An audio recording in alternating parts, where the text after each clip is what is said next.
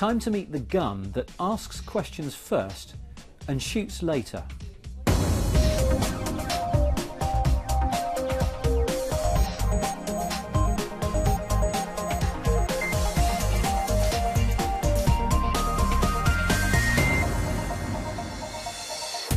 This week on Click, we'll find out why there's so much controversy over this, the smart gun that only lets its owner fire it.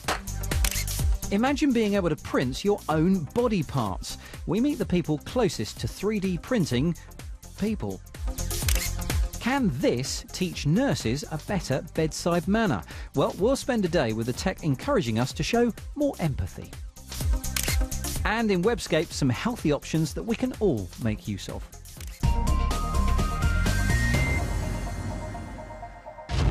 Welcome to Click. I'm Spencer Kelly. Many of the products that we use every day have acquired the term smart, thanks to the addition of new technology, from smart fabrics which react to their environment to smartphones, which are of course pocket computers. But adding the word smart to firearms, well, that's bound to cause controversy. Mark Cieslak has travelled to Germany to discover the story behind the smart gun. The IP1 is a .22 caliber handgun, which differs in a major way from other firearms. This is a 21st century handgun. As a result, it contains 21st century technology. Inside it is a radio frequency identification, or RFID chip. That communicates with this watch. If the watch is more than 40 centimetres away from the gun simply won't fire. This system has been designed by German company Armatix as a safety feature. First of all, only the gun owner himself is able to use the gun. If the gun is lost or stolen, nobody else can use the gun. Or in case of a policeman, if this policeman gets involved in a fist fight and somebody takes away or snatches his gun, this particular bad guy can aim at the policeman, but he will not be able to shoot at the policeman. The watch is activated via a PIN code like a mobile phone. It can be programmed to limit the duration of time that it allows the gun to fire, a time-controlled safety catch if you like. A colour-coded LED on the back of the gun displays its condition. The gun indicates with a blue light that the magazine is still missing. I'm going to load it now, and it shows with a red light that the watch is requested. Once the watch is inside this 40 centimeter range, it switches to green mode, and I can shoot the gun. I'm invited to try out a separate add-on which can be plugged into the IP1. It will only allow the gun to fire if it's pointed in a particular direction. The target at the end of the range is marked by infrared, and the gun will only fire when pointed at this marker. So, technology which has been designed to make this particular firearm safer. But in the United States, one of the largest markets for guns in the world, it's this very technology which has proved controversial. When news of the IP1's introduction into America spread, an online backlash followed. Gun stores suspected of considering selling the pistol, and the CEO of Armatix's American division reportedly received phone and email threats. The result, gun stores and clubs insisted they wouldn't be stocking the IP1. US gun safety advocates have a different attitude, though. You hear about almost every single day here in the United States about a child being accidentally shot either by a playmate, or they're curious, they find a gun that is under a pillow or on a nightstand, or they commit suicide. Young people will know where guns are if they're depressed. So lots of deaths occur because guns don't have safety features, and they're not secured or locked away properly by gun owners. So if you had smart guns, then this would prevent a lot of these gun deaths.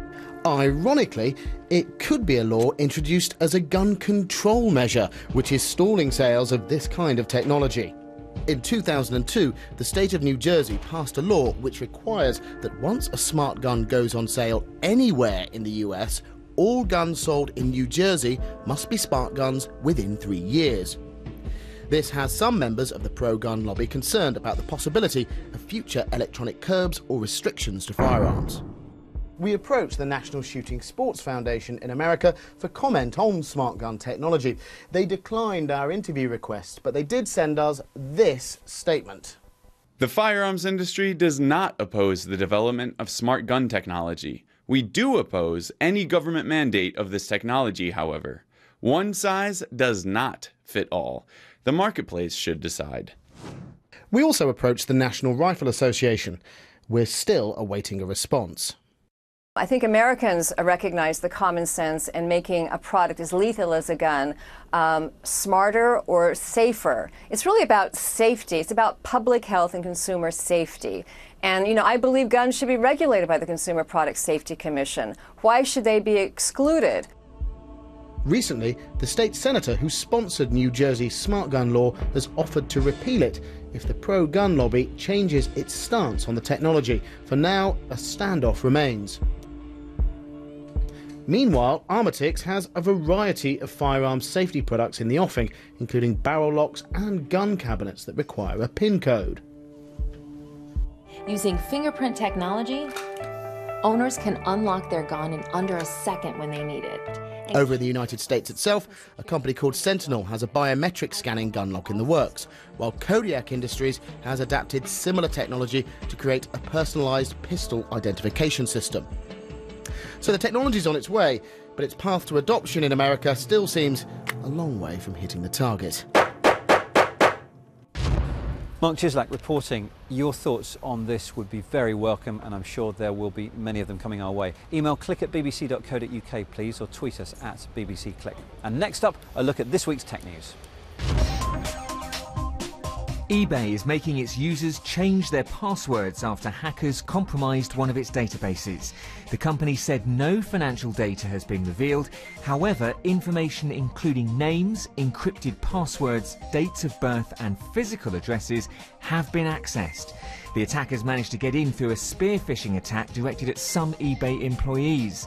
The company has urged users to change their login details on any sites where they use the same password. China's government has said it will not be using Windows 8 on its new computers. It claims the decision was based on Microsoft no longer offering support for the older Windows XP operating system. So it's unlikely they'll be first in the queue to buy the newly unveiled Surface Pro 3 in that case. Microsoft hopes its latest tablet with 12-inch touchscreen and keyboard lid will compete with laptops rather than tablets when it's launched this summer. There's been more friction between the US and China after the Americans accused 5 Chinese army officers of economic cyber espionage. America says the officers stole trade secrets and internal documents from 5 companies and a labour union. The indictments filed at a US district court are the first criminal hacking charge the US has filed against specific foreign officials. China has issued a statement denying the charges.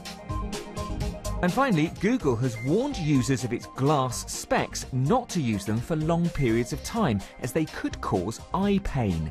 The company said the tech wasn't designed for Friday night movie marathons or for reading Tolstoy's famously lengthy War and Peace. Because of the position of the screen, users can spend a lot of time looking upwards, a movement that most of us aren't used to and can cause eye strain.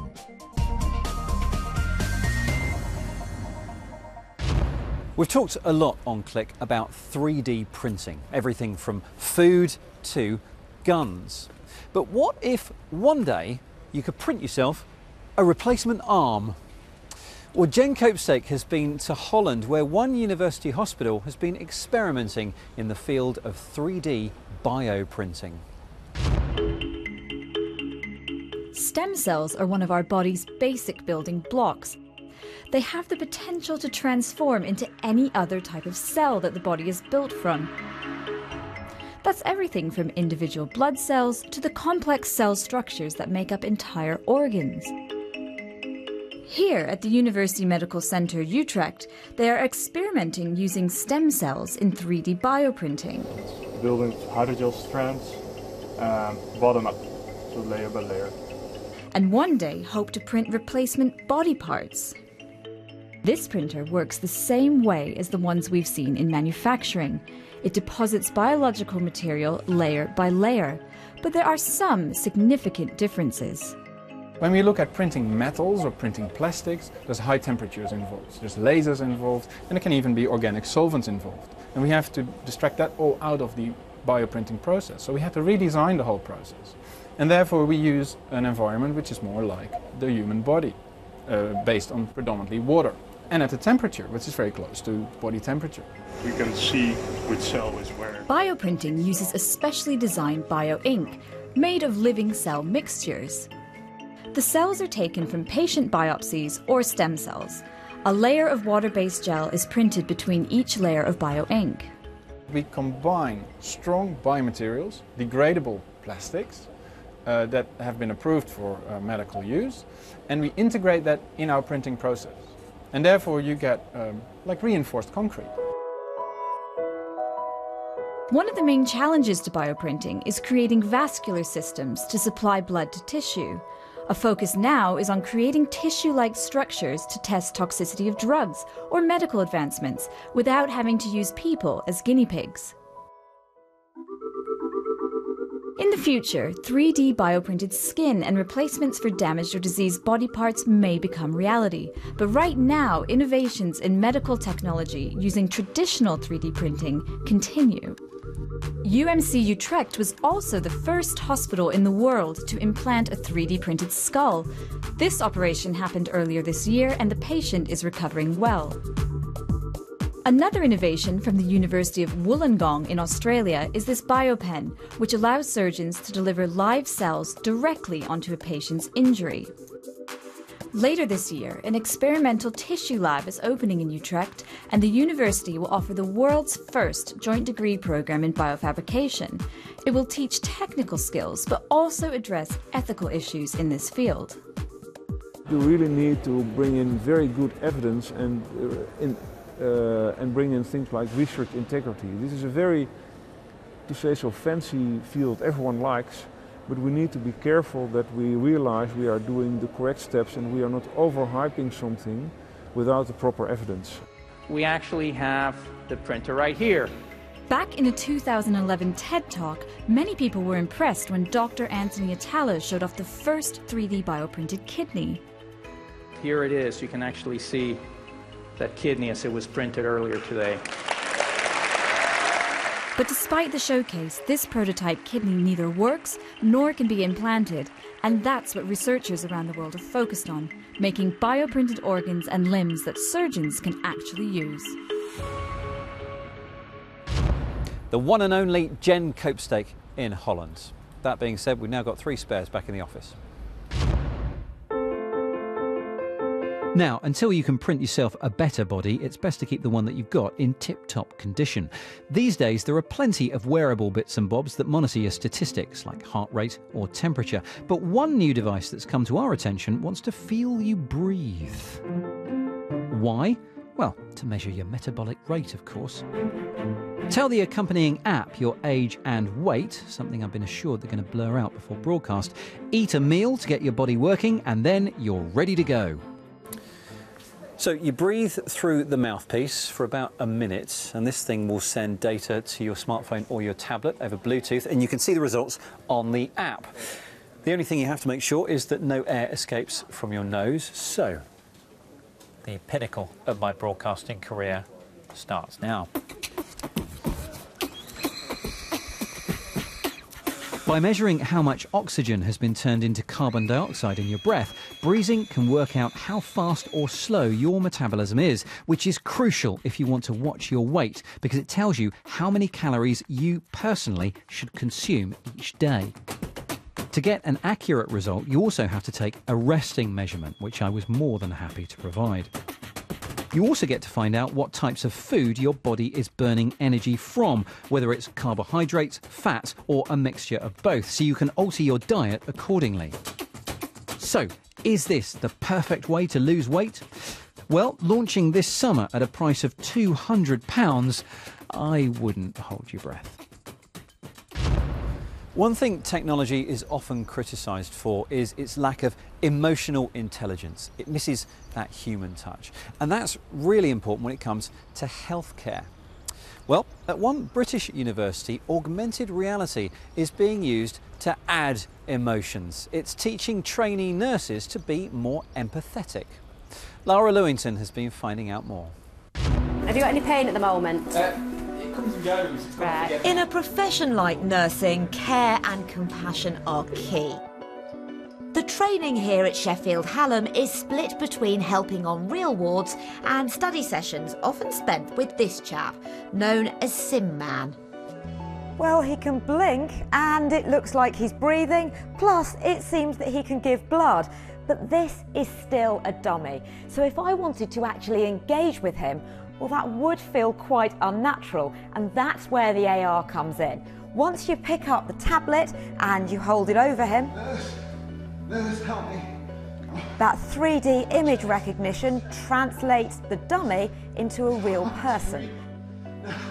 And when you can see that distress, well, the whole situation certainly feels a lot more real. And that's what the students here are finding. This app consists of varying setups that have been recorded by actors to put a person's face and an image of a person's distress in their mind. It's getting worse. It's been bad all night. If you could just sit me up, I'd probably be a bit better, but oh dear. Once the introduction has been made on the tablet, the mannequin can be remotely controlled from a computer to continue reacting in keeping with the scenario. Of course, live actors could be used, but the lecturers here believe that the recorded performances allow for a more cost-effective and consistent way of learning. These students interact quicker and they interact more often with the mannequin, and what that does is let us look at the students and see how they talk, how they care, and how they provide compassion to the mannequins. Even with 12 to 14 hour shifts commonplace and sometimes facing life or death situations, it's important the right level of care and compassion is maintained. Nursing has its challenges, and when you're caring for a patient, particularly a deteriorating patient as our scenarios are around, it's not just about talking to somebody, it's about thinking about the technical skill that you're doing too. We'll just pop this over your face. And the students who've learnt this way felt it made the scenarios feel more realistic.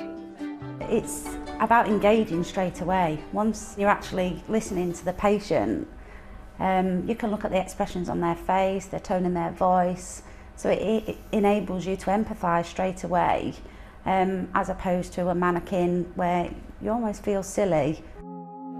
There could be other uses for this system too. For example, reports just this month suggest some healthcare workers could be missing vital clues in spotting asthma attacks. We can use augmented reality to simulate what somebody actually looks like with asthma, because it's all right as a lecturer me saying, well, the patient's breathing quickly, they've got a wheeze, but what does that look like? They need to be able to see it. So it seems the possibilities for Sim Man and many more of his alter egos are huge. Just be gentle with him. All right.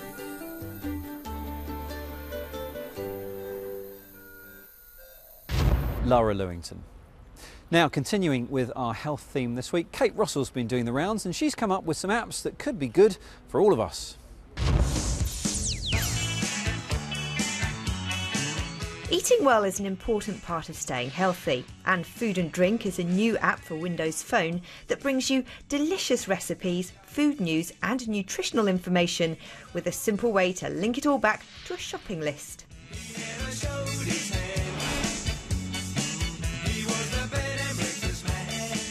Link up with your Microsoft account and you can sync the data across multiple devices and share with friends and family, taking the stress out of getting your dining partner to pick up the right groceries on the way home.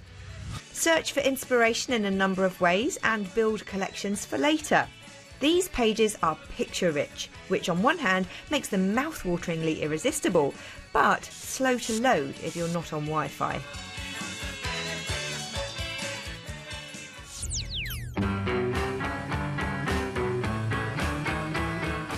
Gaming gets more social all the time, and a number of dedicated platforms exist to help you connect with like-minded enthusiasts. Playfire is among the best known, where you can set up a profile to track your statistics and meet other gamers to play with. She's got a picture on the table of a man who is young and able. But if you haven't signed up for a network yet, new kid on the block Player.me is very promising.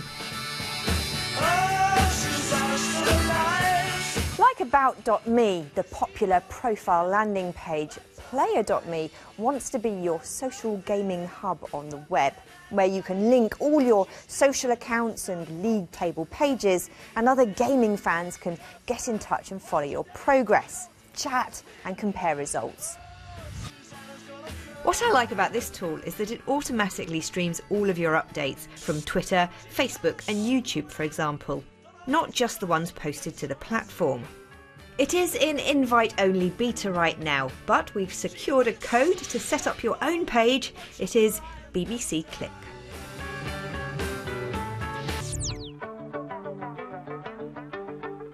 One of the great things about all social media is that it breaks down geographical boundaries and connects you with people all over the world. But how far afield do your Twitter connections stretch? Twitonomy will help you find out with a simple mapping tool.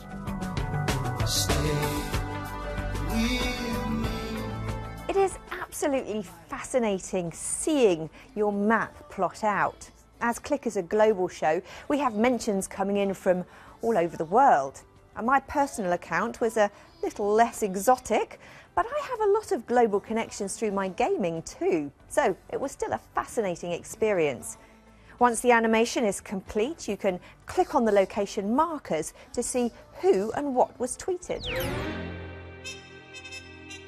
To finish on a healthy theme, a mental health awareness app has been launched for veterans, which includes help and guidance on key mental conditions, as well as videos of veterans telling their own stories. As I come off the back of the Chinook helicopter took off and my detonators exploded on me. As well as being a great resource for veterans, it can help their friends and families recognise and offer help for any conditions they may be experiencing.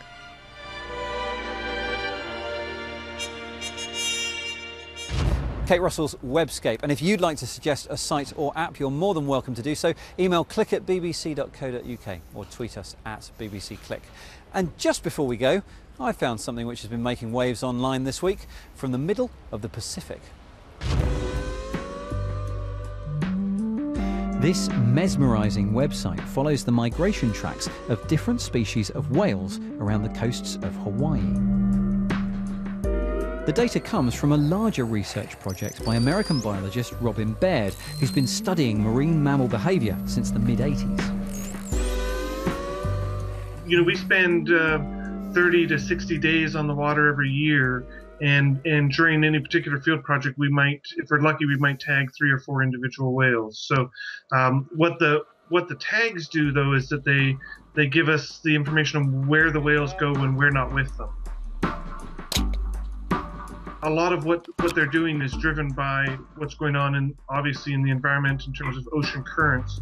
So integrating the current data that matches up with the whale movement data is going to be a really useful step.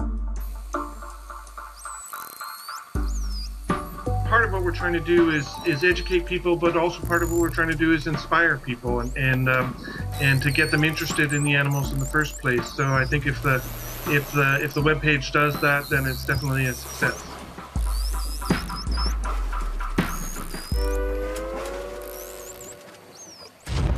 Fascinating stuff, and that really is it from us. If you'd like more though, you can go to our website anytime you fancy, bbc.co.uk/click. Thanks for watching, and we'll see you next time.